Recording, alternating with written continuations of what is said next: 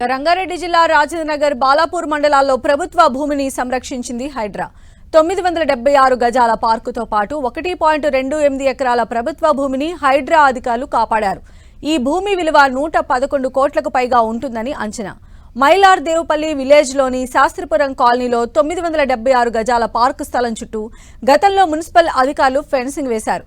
అయితే తప్పుడు డాక్యుమెంట్లతో కొంతమంది పార్కు స్థలాన్ని కబ్జా చేస్తున్నారని అక్కడ నివాసితులు హైడ్రాకు ఫిర్యాదు చేశారు. 1996లో వేసిన హుడా లేఅవుట్లో పార్కు స్థలం కబ్జా అయిందని వారు హైడ్రా దృష్టికి తెచ్చారు. దీంతో రంగంలోకి దిగిన హైడ్రా అధికారులు ప్రభుత్వ భూమిని కాపాడారు. బాలాపూర్ మండలం జిల్లేడుగూడ విలేజ్లోని సర్వే నెంబర్ 76 ఉన్న 1.28 ఎకరాల ప్రభుత్వ భూమిని హైడ్రా కాపాడింది. అక్కడ ఉన్న ఆక్రమణలను హైడ్రా అధికారులు తొలగించారు. కొంతమంది ఫేక్ పట్టాలు సృష్టించి ప్లాట్లుగా విక్రయించడంతో పాటు ఆక్రమణలకు పాల్పడుతున్నారంటూ హైడ్రాకు ఫిర్యాదు అందింది. దీంతో పార్కుతో పాటు ప్రభుత్వ స్థలం చుట్టూ ఫెన్సింగ్ వేసి హైడ్రా బోర్డులను ఏర్పాటు చేసింది.